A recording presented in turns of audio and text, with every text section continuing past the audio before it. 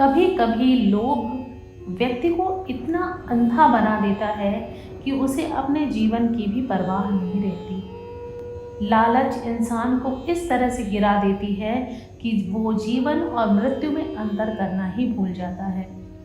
ऐसी ही एक कथा भगवान गौतम बुद्ध ने अपने शिष्यों को सुनाई। एक बार एक देश में भीषण अकाल पड़ता है। पशु पक्षी और मनुष्य भूख से मरने लगते हैं।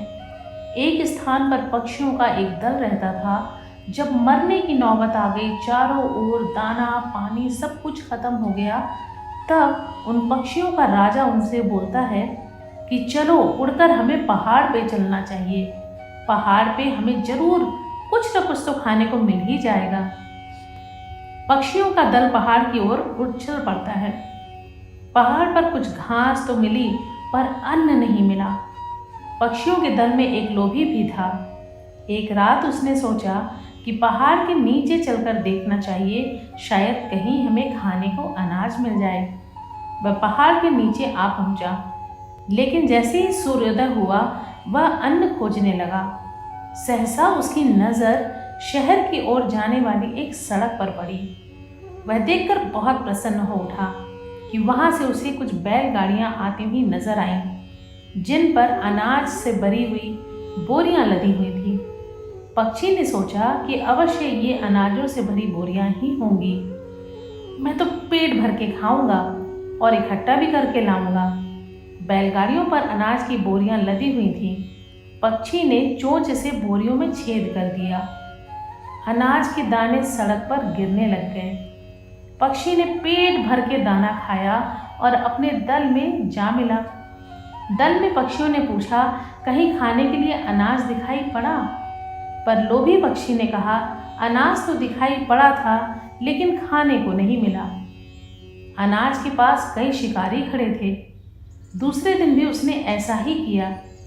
ऐसे में वह यह भूल गया कि सड़क पर दूसरी बैलगाड़ी भी आ सकती है। सहसा पीछे से दूसरी बैलगाड़ी आ गई और वह बैलों के पैरों से कुचलकर मर गया। पक्षियों का दल जब उसे खोजने निकला तो क्या देखा कि पक्षी मरा पड़ा था। राजा को समझते देर नहीं लगी कि इसे अनाज के बारे में पता था, लेकिन यह अपने साथियों के साथ विश्वासघात करना चाहता था। लोभ के कारण ही इसकी मृत्यु हुई है। हमारा जीवन भी कुछ इसी प्रकार का है।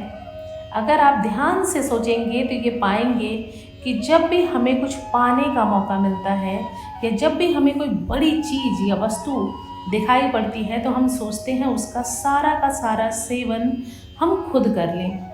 हमारे मन में तनिक भी ये आस्था नहीं आती कि हमें इसे दूसरों के साथ बांटना चाहिए या हमें जो भी कुछ बड़ा मिला है हमें उसे दूसरे को देना चाहिए।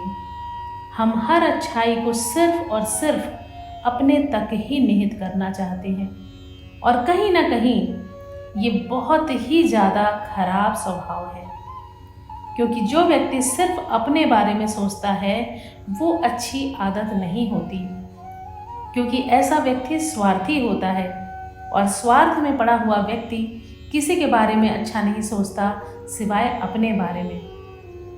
जब तक आप स्वार्थी रहेंगे, आप यकीन मानिए आप एक अच्छे इंसान नहीं हैं।